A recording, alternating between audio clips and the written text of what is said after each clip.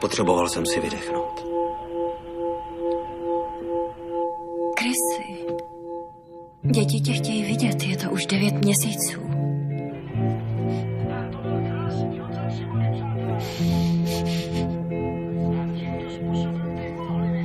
Vracím se domů. Není ti nic? Ne, je mi fajn.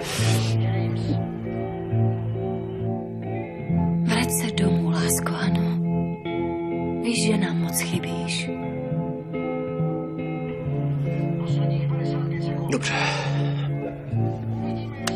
Jsem na tebe moc pyšná. Nedokážu to ani vyjádřit, seš báječnej táta. A mám radost, že mám svýho muže zpátky. A taky vím, jak jsi o mě bojoval. Za tebe to stojí.